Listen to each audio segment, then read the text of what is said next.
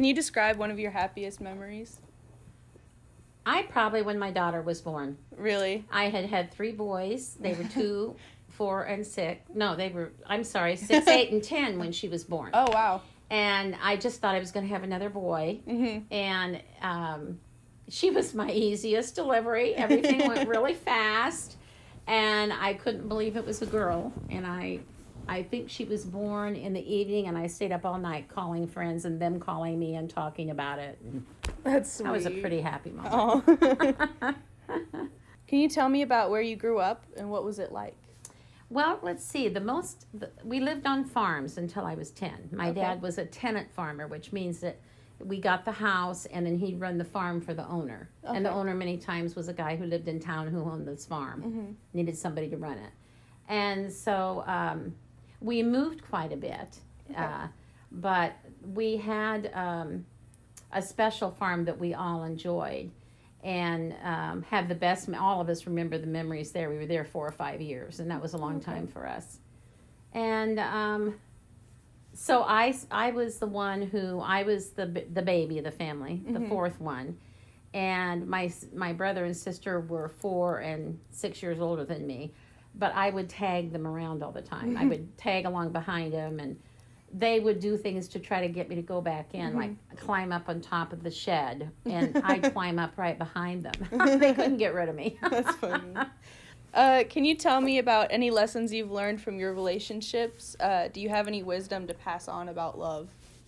Oh, yes, I do. I've always said, my husband left me when after 30 years of marriage. Yeah. And I was just turning 50 at that time. And people would ask me, what did I learn from all that? Mm-hmm. Well, I know one thing is your love just doesn't quit the minute, because they do something awful. Mm-hmm.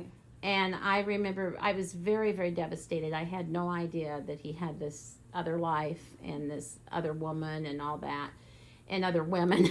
Yeah. But the thing that I noticed most about the love thing is that in about 5 years after that, I went through such a devastating time. It took me a few years to kind of get my head back on straight. Mm-hmm. And then I had to get back to work. And there were so many things happening. But about 5 years out, he got married again. Mm-hmm. And it was almost like, I've really got to give up hope, because I think I always had a little bit of hope there. And I don't know if I heard it from someone else or God just did it when I was praying one time. But it became apparent to me that part of loving him was letting him go. So I've been able to see that it was used in a good way. Yeah. And I got through it okay. What are some of the most important lessons you've learned in life, and how did you learn them? Oh boy, I think the biggest thing is not worrying what other people think. That's one of the biggest lessons, I think. Yeah. And because it's not about you. Yeah. This life is not about me. This life is about what I can do for others. What is one of your greatest accomplishments? My kids, I would say, and also going back to work in nursing and working those 15 years at Nurse on Call. Yeah. That was a big accomplishment, because I hadn't worked in 27 years. Yeah. And my life was my family and my children and everything associated with that. And but that second part of my life where I did that before I retired was quite an accomplishment. Can you tell me about what you did for a living?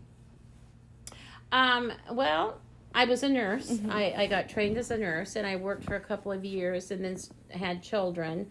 And my husband was in anesthesia, so I didn't have to work, and I stayed home and raised my children. Mm-hmm.